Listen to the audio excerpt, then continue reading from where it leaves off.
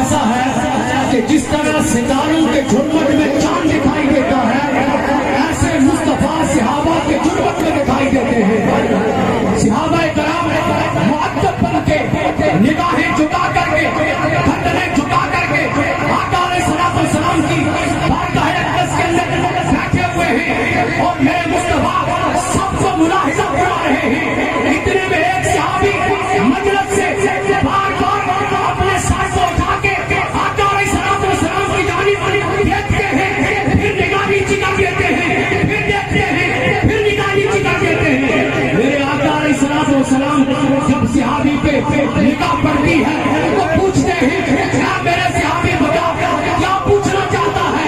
صحابی عرض کرتے ہیں یا رسول اللہ صلی اللہ علیہ وسلم، خیال آتا ہے کوئی سوال کروں، لیکن پھر خیال آتا ہے کہیں بے ادبی نہ ہو جائے، کہیں گستاخی نہ ہو جائے، اس لیے گردن کو جھکا دیتا ہوں۔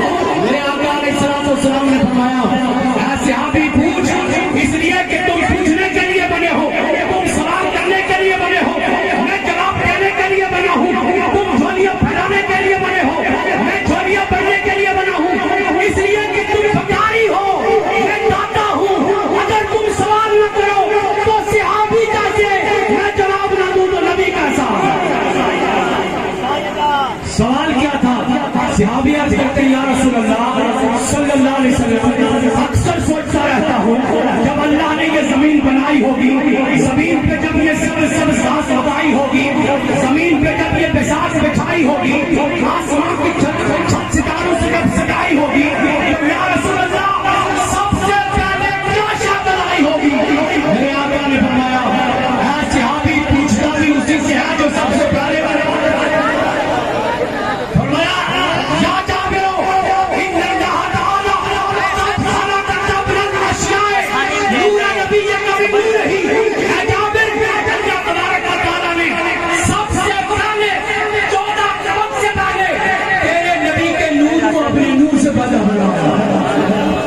صحابی کا سوال یہ تھا کہ متا وجبت لک النبوہ، یا رسول اللہ اب نبی کب رہے؟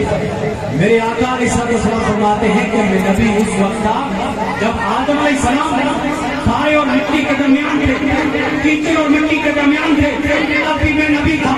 میرے آقا فرماتے ہیں ارے تو ہے میرے صحابی پوچھتا ہے کہ کب نبی بنے؟ یہ کب یہ بنتے ہیں دن اور رات سے، دن اور رات بنتے ہیں وقت کے آنے اور جانے سے۔